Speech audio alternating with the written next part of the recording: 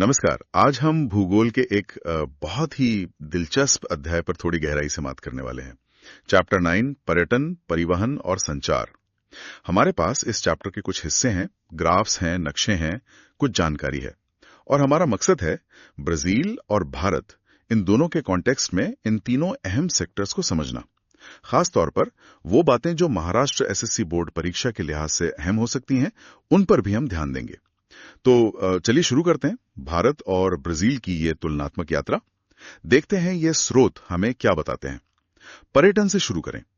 एक ग्राफ है स्रोत में, आकृति 9.1। हाँ, ये 1995 से 2015 के बीच ब्राजील और भारत में जो बाहर से पर्यटक आए उनकी संख्या दिखाता है। इसमें क्या खास दिख रहा है? हाँ, ये ग्राफ आकृति 9.1 वाकई कुछ अहम रुझान दिखाता है। देखिए, अगर हम सिर्फ 2015 का आंकड़ा देखें तो लगता है ब्राजील थोड़ा सा आगे है भारत से। मतलब वहां अंतर्राष्ट्रीय पर्यटक ज्यादा आए उस साल। हाँ, थोड़ा ज्यादा दिख रहा है। लेकिन अगर हम ट्रेंड देखें पिछले सालों का, खासकर 2010 के बाद, तो भारत में पर्यटकों की संख्या लगातार बढ़ी है और काफी तेजी से बढ़ी है। अच्छा। बिल्कुल इसके उलट ब्राजील में आप देखेंगे कि 2005 से 2015 तक वो संख्या लगभग एक ही लेवल पर बनी रही, ज्यादा उछाल नहीं आया उसमें। हाँ, ये तो काफी दिलचस्प है। मतलब भारत का आकर्षण तेजी से बढ़ रहा था उस दौरान, जबकि ब्राजील एक तरह से स्थिर था। अच्छा, एक और ग्राफ है इसमें, आकृति 9.2।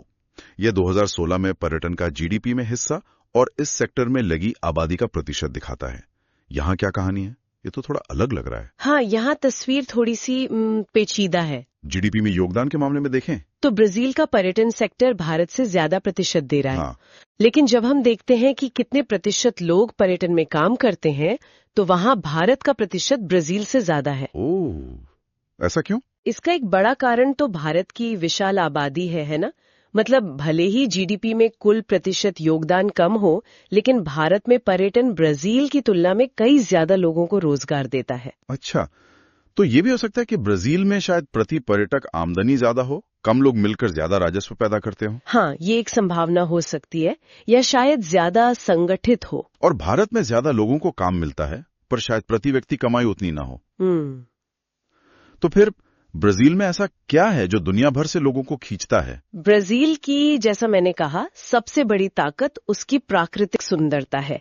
स्रोत में भी जिक्र है साफ सफेद रेतीले समुद्र तटों का, जिन्हें पुलन कहा गया है। पुलन? हाँ, मतलब खूबसूरत लंबे रेतीले किनारे, वो बहुत फेमस हैं। फिर आकर्षक द्वीप है, अमेज़न का घना जंगल, दुनिया का सबसे बड़ा वर्षावन, वहां के रंग बिरंगे पक्षी, अनोखे जानवर, ये सब पर्यटकों को बहुत लुभाते हैं। अच्छा। और Rio de Janeiro, Sao Paulo जैसे शहर तो हैं ही। ब्राजील या जो नई राजधानी है वो भी एक आकर्षण है। और एक चीज जो उभर रही है वो है इको टूरिज्म, पर्यावरण स्नेही पर्यटन। वो भी तेजी से बढ़ रहा है वहां। सुनने में तो ब्राजील एकदम प्रकृति प्रेमियों के लिए जन्नत जैसा लगता है। इसकी तुलना में भारत क्या खास देता है पर्यटकों को? यहाँ क्या अलग है? स्रोत में कुछ तस्वीरें भी हैं, गेटवे ऑफ इंडिया, अजंता की गुफाएं। हाँ, भारत की कहानी थोड़ी अलग है। देखिए, प्राकृतिक सुंदरता यहाँ भी है, लेकिन भारत का एक बहुत बड़ा आकर्षण है उसकी हजारों साल पुरानी ऐतिहासिक और सांस्कृतिक विरासत। जैसे आपने कहा, गेटवे ऑफ इंडिया है, अजंता एलोरा की गुफाएं हैं, ये दुनिया भर से लोगों को खींचती हैं। बिल्कुल। इसके अलावा भारत में एडवेंचर टूरिज्म भी बढ़ रहा है। हेल्थ टूरिज्म, मतलब इलाज के लिए लोग आते हैं। Medical tourism? हाँ, मेडिकल टूरिज्म। और बिजनेस के लिए तो आते ही है। यहाँ भी इको टूरिज्म को बढ़ावा दिया जा रहा है, खासकर नेशनल पार्क्स वगैरह में।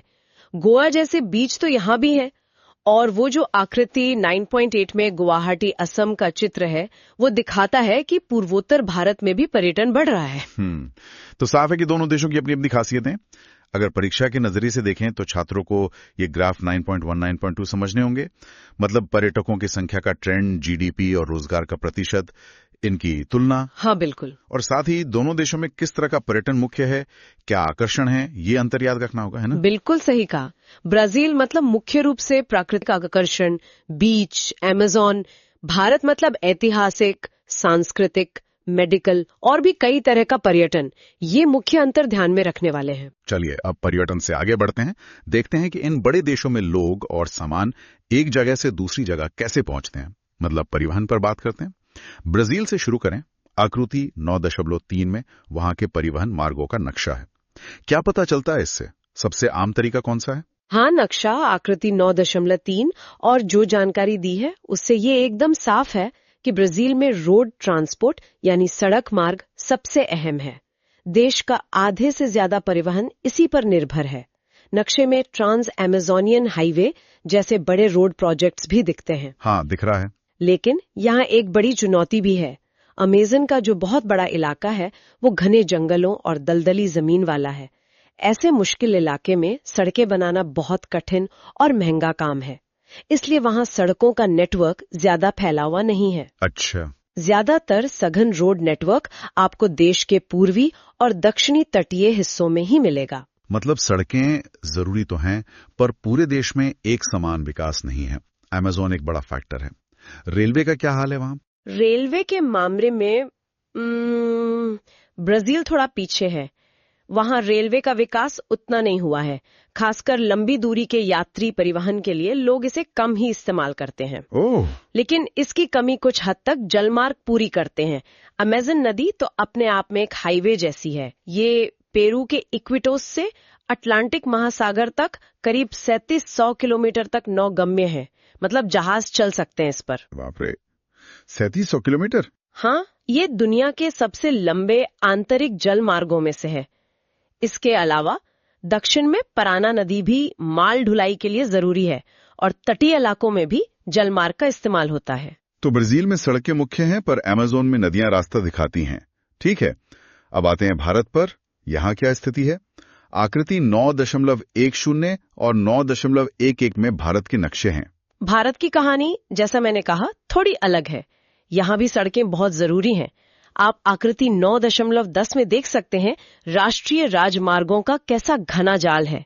इसमें स्वर्णिम चतुर्भुज परियोजना है। हाँ, गोल्डन क्वाड्रिलेटरल, बिल्कुल, जो 4 महानगरों को जोड़ती है।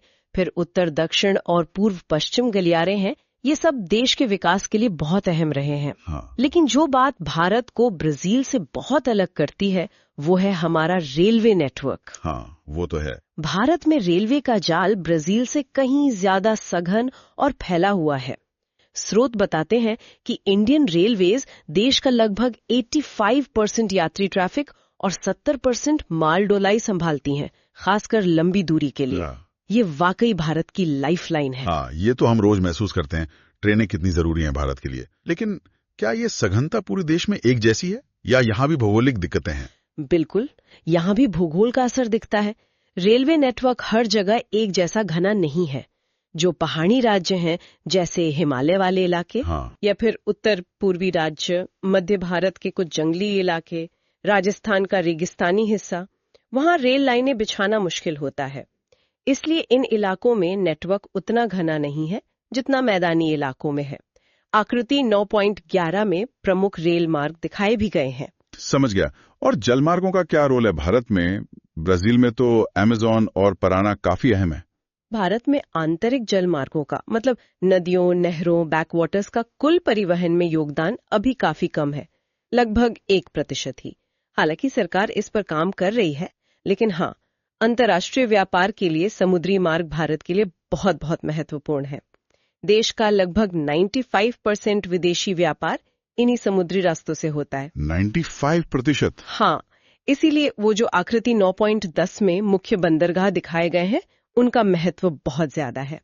तो ब्राजील की तुलना में भारत आंतरिक जल मार्गों में शायद पीछे हो, लेकिन स्रोत ये भी बताते हैं कि भारत में डोमेस्टिक एयर ट्रैफिक, मतलब घरेलू हवाई यातायात, तेजी से बढ़ रहा है।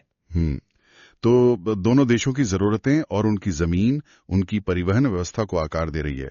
अगर परीक्षा के लिए तुलना करनी हो तो मुख्य बातें क्या होंगी? छात्रों को कुछ खास तुलनात्मक चीजों पर ध्यान देना चाहिए। एक तो प्रमुख साधन, ब्राजील में सड़कें, भारत में सड़क और रेल दोनों, पर रेल का नेटवर्क भारत में बहुत सघन है। ठीक है। दूसरा, नेटवर्क का घनत्व। भारत का नेटवर्क ओवरऑल ज्यादा डेंस है, जबकि ब्राजील के बड़े हिस्से जैसे अमेज़न में बहुत कम है। तीसरा, रेलवे विकास। भारत में ज्यादा, ब्राजील में कम, जिसके पीछे भूगोल एक बड़ा कारण है। ओके। चौथा, जलमार्ग। ब्राजील में आंतरिक नदियां, अमेज़न, पराना, अहम।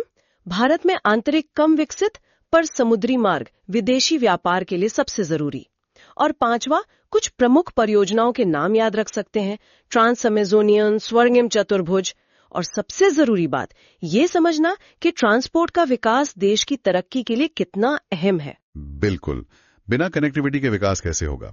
चलिए अब आखिरी हिस्से पर आते हैं, संचार, कम्युनिकेशन। परिवहन हमें फिजिकली जोड़ता है तो संचार हमें सूचना से। यहाँ शुरुआत टाइम जोन से की गई है। ब्राजील की स्थिति तो काफी कॉम्प्लिकेटेड लग रही है आकृति 9.12 के नक्शे को देखकर। हाँ, ब्राजील का जो पूर्व से पश्चिम का फैलाव है, मतलब देशांतरीय विस्तार, वो बहुत ज्यादा है। इसी वजह से वहां एक नहीं बल्कि पूरे 4 अलग अलग स्टैंडर्ड टाइम जोन हैं। 4? जी हाँ, 4। और ये सभी ग्रीनविच मीन टाइम GMT से पीछे हैं। कोई 2 घंटे, कोई 3, कोई 4 तो कोई 5 घंटे पीछे। देश का जो ऑफिशियल टाइम है, ब्राजीलियन स्टैंडर्ड टाइम BRT, वो GMT से 3 घंटे पीछे है। नक्शे में जो लाल मोटी रेखा है वो यही BRT जोन दिखाती है। और अगर हम ब्राजील के सबसे पश्चिमी और सबसे पूर्वी बिंदु के लोकल टाइम का अंतर निकालें तो वो करीब 168 मिनट आता है, मतलब 2 घंटे 48 मिनट। 4 टाइम जोन, ये तो कोऑर्डिनेशन में काफी मुश्किल होता होगा, जैसे नेशनल ब्रॉडकास्टिंग या फ्लाइट्स का टाइम। अच्छा, वहां कम्युनिकेशन सर्विसेज कैसी हैं? हाँ, वो चुनौती तो रहती होगी, लेकिन टाइम जोन की इस जटिलता के बावजूद ब्राजील में टेलीकॉम इंफ्रास्ट्रक्चर, मतलब लैंडलाइन, मोबाइल, टीवी, रेडियो और खासकर इंटरनेट काफी विकसित और कुशल माना जाता है, खास तौर पर देश के मध्य दक्षिणी और तटीय इलाकों में। स्रोत बताते हैं कि वहां 45% से ज्यादा आबादी की इंटरनेट तक पहुंच है। ये तो अच्छा है। हाँ, अच्छा आंकड़ा है। हालांकि यहाँ भी असमानता है। उत्तर और उत्तर पश्चिमी इलाके जो अमेज़न वाले हैं, वहां विकास कम है। लेकिन मोबाइल फोन्स ने हाल के सालों में बहुत बदलाव लाया है, दूर दराज के इलाकों तक कम्युनिकेशन पहुंचाने में मदद की है। और एक और अहम बात, ब्राजील अपनी स्पेस टेक्नोलॉजी खुद डेवलप कर रहा है। उनकी स्पेस एजेंसी AEB अपने सैटेलाइट्स पर काम कर रही है। अब इसकी तुलना भारत से करते हैं। भारत का देशांतरीय विस्तार भी तो काफी ज्यादा है। यहाँ टाइम जोन और कम्युनिकेशन का क्या सीन है? आकृति 9.13 देखें तो। हाँ, भारत का विस्तार भी लगभग 30 डिग्री है, जो काफी है। इसके कारण हमारे यहाँ भी पूर्वी छोर यानी अरुणाचल और पश्चिमी छोर गुजरात के लोकल टाइम में करीब 120 मिनट यानी पूरे 2 घंटे का अंतर आ जाता है। लेकिन ब्राजील से अलग भारत ने इस बड़े फैलाव के बावजूद पूरे देश के लिए सिर्फ एक ही स्टैंडर्ड टाइम जोन अपनाया है, भारतीय मानक समय IST। हाँ, IST। ये 82.5 डिग्री पूर्वी देशांतर रेखा पर आधारित है, जो प्रयागराज के पास से गुजरती है। और हमारा IST GMT से 5.5 घंटे आगे है। एक देश एक समय, शायद इससे नेशनल लेवल पर काम करने में आसानी रहती होगी, भले ही सूरज उगने या डूबने में फर्क हो। और भारत में टेलीकॉम के विकास के बारे में स्रोत क्या कहते हैं? भारत में तो टेलीकॉम सेक्टर पिछले कुछ दशकों में एक तरह से विस्फोट ही हुआ है, खासकर इलेक्ट्रॉनिक मीडिया और फिर मोबाइल क्रांति के बाद। ये सबसे तेजी से बढ़ने वाले सेक्टर्स में से एक बन गया है। मोबाइल फोन और इंटरनेट ने तो जैसे सब कुछ बदल दिया है। हाँ, बिल्कुल। आज भारत दुनिया में स्मार्टफोन और इंटरनेट यूजर्स के सबसे बड़े बाजारों में से एक है। इससे सूचना, मनोरंजन, शिक्षा, व्यापार सब तक पहुंच बढ़ी है। और स्पेस टेक्नोलॉजी में भी भारत ने बहुत तरक्की की है। हमारी अपनी ISRO, इसरो। हाँ, इसरो ने ना सिर्फ अपने सैटेलाइट सफलतापूर्वक लॉन्च किए हैं, बल्कि अब तो दूसरे देशों के सैटेलाइट्स भी लॉन्च कर रही है। इन सैटेलाइट से टीवी प्रसारण, मौसम की जानकारी, आपदा प्रबंधन, इन सब कम्युनिकेशन सर्विसेज में बहुत मदद मिली है। स्रोत में ये भी लिखा है कि इसरो की स्थापना सैटेलाइट लॉन्च प्रोग्राम के बाद हुई थी। तो दोनों ही देश टेक्नोलॉजी से आगे बढ़ रहे हैं, पर तरीके और प्राथमिकताएं थोड़ी अलग हैं। परीक्षा के लिहाज से कम्युनिकेशन वाले हिस्से में क्या खास तुलनात्मक बातें ध्यान में रखनी होंगी? इसमें कुछ मुख्य पॉइंट्स हैं। हाँ, पहला तो टाइम जोन का अंतर, ब्राजील में 4, भारत में 1, और GMT से उनका क्या रिलेशन है, ब्राजील पीछे, भारत आगे। ठीक है। दूसरा, देशांतरीय विस्तार और उससे होने वाला समय का अंतर, ब्राजील लगभग 168 मिनट, भारत लगभग 120 मिनट। तीसरा, टेलीकॉम का विकास, ब्राजील में विकसित पर असमान, भारत में बहुत तेजी से बढ़ता हुआ डायनामिक सेक्टर। चौथा, मोबाइल और इंटरनेट की भूमिका, जो दोनों जगह बहुत अहम है। और 5वां, दोनों देशों की स्पेस एजेंसियां, ब्राजील की ईईबी और भारत की ISRO और सैटेलाइट टेक्नोलॉजी में उनकी प्रगति। तो हमने देखा कि कैसे ब्राजील और भारत, ये दो बड़े और विकासशील देश, पर्यटन, परिवहन और संचार जैसे जरूरी क्षेत्रों में अपनी अपनी भौगोलिक, आर्थिक, सामाजिक परिस्थितियों के हिसाब से आगे बढ़ रहे हैं। कई समानताएं हैं, दोनों विकास पर जोर दे रहे हैं, तकनीक का इस्तेमाल कर रहे हैं, लेकिन महत्वपूर्ण अंतर भी हैं। हाँ, ये अंतर उनकी चुनौतियों और प्राथमिकताओं को दिखाते हैं, और ये तुलनात्मक समझ यकीनन SSC परीक्षा की तैयारी में काम आएगी। तो इस सब का निचोड़ क्या है? बिल्कुल। ये तुलना हमें सिर्फ इन दो देशों के भूगोल को ही नहीं, बल्कि विकास के अलग अलग मॉडल और उसमें भूगोल की भूमिका को भी समझने में मदद करती है। और जैसा हमने देखा, विकास हमेशा एक जैसा नहीं होता, चाहे वो पर्यटन का आकर्षण हो या ट्रांसपोर्ट का नेटवर्क या कम्युनिकेशन की पहुंच। और इसी से जुड़ा एक सवाल हम अपने श्रोताओं के लिए छोड़ सकते हैं। हाँ, जरूर। हमने बात की कि ब्राजील और भारत दोनों में ट्रांसपोर्ट नेटवर्क के घनत्व और कम्युनिकेशन इंफ्रास्ट्रक्चर के विकास में काफी क्षेत्रीय असमानताएं हैं, रीजनल डिफरेंस है। तो जरा सोचिए, ये अंतर दोनों देशों के भीतर अलग अलग क्षेत्रों के आर्थिक विकास के स्तर को और वहां रहने वाले लोगों के लिए जो अवसर उपलब्ध हैं, उनके वितरण को किस तरह से प्रभावित करते होंगे। इस पर विचार कीजिएगा।